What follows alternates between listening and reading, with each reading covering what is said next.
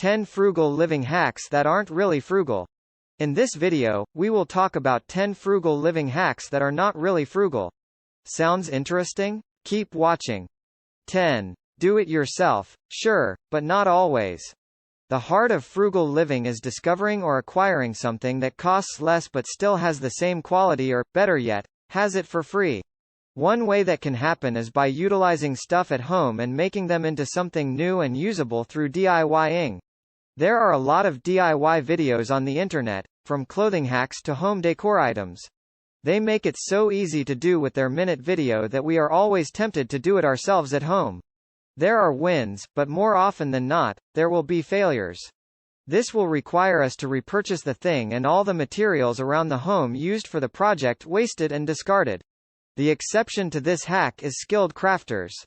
But for people like the average person looking to save on something, they will end up spending more cost, effort, time, and materials, which may not be worth the effort.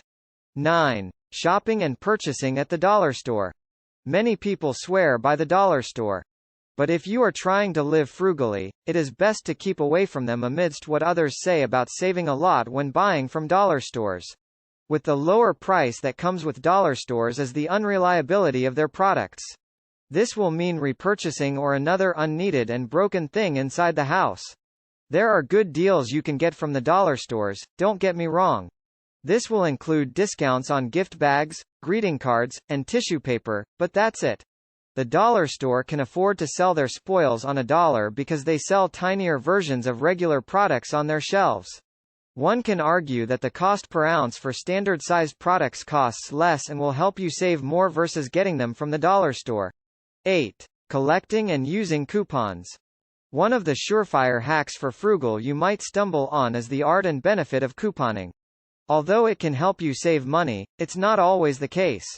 Unless you are someone who has a full-time job hunting and finding coupons, using them minimally might end up causing you more. There are two reasons why this is sometimes the case. The first thing is most coupons will require you to buy from name brands.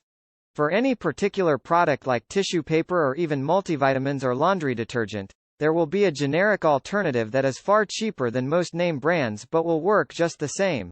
Although there is a discount, name brands will often cost you more than the generic alternative. The last thing is coupons on a particular item will often require one to buy it in multiples. There are times when we are guilty of buying it just because it is a great deal and not because we need it. In the end, you spend more money on something that could be wasted in the long run. 7. Buying your groceries in bulk. Gone are the days when buying bulk is the cheaper alternative when visiting grocery stores. Once upon a time, buying a larger version of a particular product was cheaper per ounce than its smaller sibling, but today that is not the case anymore. Many brand marketers have caught on to this consumer behavior. They have to pivot and shift in order to still make a profit. Today, when deciding to buy something in bulk, it's essential to look at the numbers before heading to purchase something in its bigger version. Many times regular grocery items have the same price or are even cheaper per ounce than the ones found in warehouse stores considered to be more affordable. There are still benefits of buying in bulk, but it is also vital to ensure that you are consuming them before they spoil or expire. Products near expiration is the case for some deals we are tempted to buy at the last minute. 6. Skipping and opting out of that expensive doctor or dentist appointment. With all the at-home remedies and over-the-counter meds readily available for us, it's hard to think about going to the doctor about that nasty cough you are having or the rash in your leg that could quickly be gone with an ointment. But the ongoing pandemic has proven that health is wealth, and it is not always wise to skip that doctor's appointment. No matter how frugal one is trying to be, it is not wise to skip out of your health. In the end, skipping out on that appointment could mean more hassle, time, and money wasted with costly doctor's fees that could be prevented in the first place. Another appointment you should not skip is with the dentist. Filling a tooth is cheaper than getting a root canal. This is a fact I learned the hard way. 5. Buying a cheap alternative to everything. Although generic brands could work for basic things like tissue papers or laundry detergents, this is only sometimes the case for the rest of the things you need, like clothing, home furniture, and appliances. Many are guilty of buying clothing because of sales, and that's it. This is the heart of impulse spending, with which frugal livers need to practice more self-discipline. Most of the time, items on sale are also what's left of the bunch, which means that their shelf life is shorter. Clothing that can easily stretch out and the wrong size. Although quality things may cost more up front, they are what is considered value for money and will cost you less with alterations or repairs in the long run. 4. Renting to buy.